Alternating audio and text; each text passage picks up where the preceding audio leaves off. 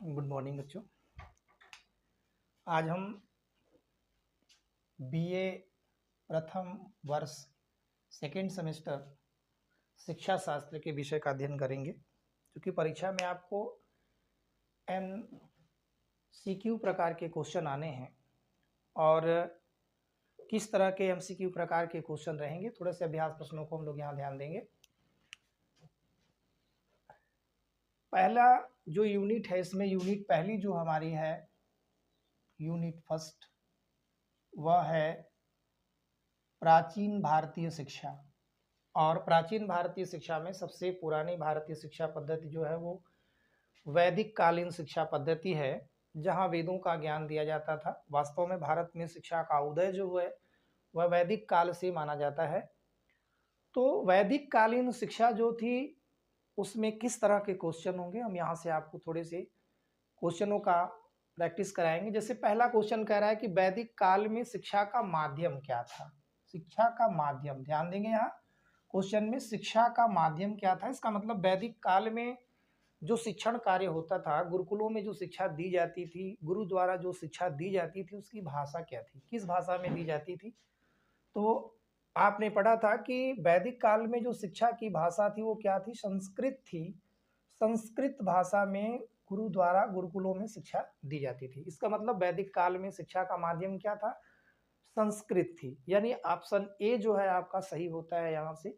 अब ऑप्शन किसी भी क्रम पे आपका हो सकता है, लेकिन आपको उस बिंदु को पकड़ना है कि वैदिक काल में शिक्षा का माध्यम क्या था, संस्कृत थी। यानी गुरुकुलों में जो शिक्षा दी जाती थी वह संस्कृत की शिक्षा होती थी, संस्कृत भाषा में दी जाती थी। कंफर्म हो गया। आइए दूसरा क्वेश्चन देखते हैं। सबसे प्राचीन वेद कौन सा है। क्योंकि यहाँ वैदिक कालीन शिक्षा में वेदों की शिक्षा दी जाती थी और सबसे प्राचीन वेद चार हैं। चार कौन कौन से हैं आप यहाँ देख रहे हैं, ऋग्वेद है, यजुर्वेद है, अथर्ववेद और सामवेद है। तो सबसे पुराना वेद कौन सा है, सबसे पुराना वेद इसमें जो होता है वो आपका ऋग्वेद है। ऋग्वेद है, सबसे प्राचीन वेद है ऋग्वेद। और जहां पर देवी देवताओं के पूजा पाठ के विषय में शिक्षा दी जाती थी। यानी कुल मिलाकर के यहाँ देवी देवताओं का अध्ययन जो था ये ऋग्वेद में दिया जाता था।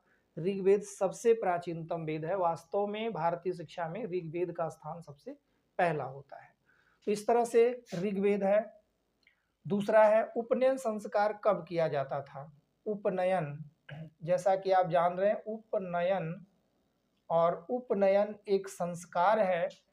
चलिए मैं आपको उपनयन से थोड़ा सा उसकी जानकारी उपनयन की दे रहा हूं। उपनयन जिसका शाब्दिक अर्थ होता है पास ले जाना, पास ले जाना, अर्थात शिक्षा प्राप्त करने के लिए छात्र को गुरु के पास ले जाना जो है वो उपनयन संस्कार था।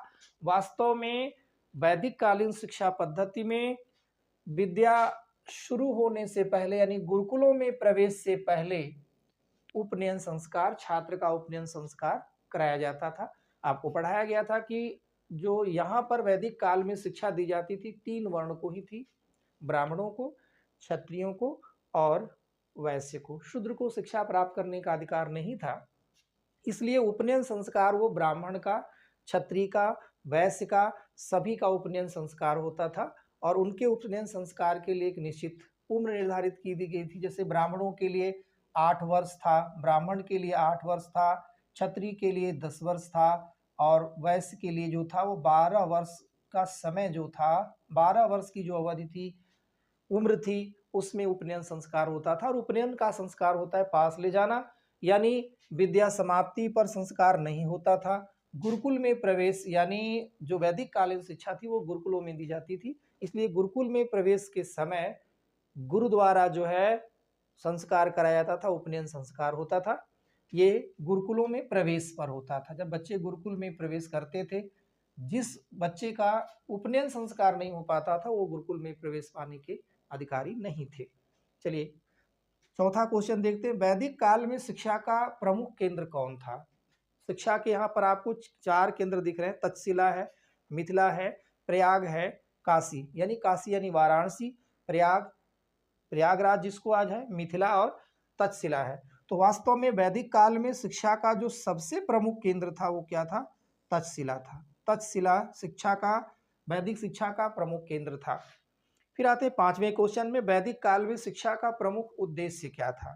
तो आपको बताया गया था कि वैदिक काल में शिक्षा के कुल 6 उद्देश्य निर्धारित किए गए थे, जिसमें से देखिए शारीरिक विकास करना इस शिक्षा का उद्देश्य नहीं था, ज्ञान संवर्धन भी शिक्षा का उद्देश्य नहीं था, आध्यात्मिक उन्नति और नैतिक विकास, देखिए आध्यात्मिक उन्नति करना इस शिक्षा का जो उद्देश्य था, आध्यात्मिक उन्नति करना था।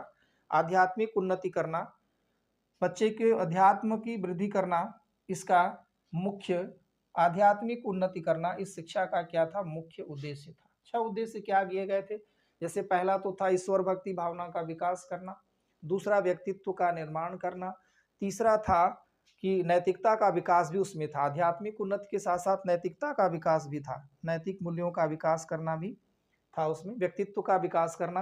तो यहाँ पर हम देखें कि आध्यात्मिक उन्नति जो थी, अध्यात्म में उन्नति करना जो था, वो वैदिक काल में शिक्षा का मुख्य उद्देश्य होता था। इस तरह से वैदिक कालीन शिक्षा में कुछ प्रश्न है यहाँ पर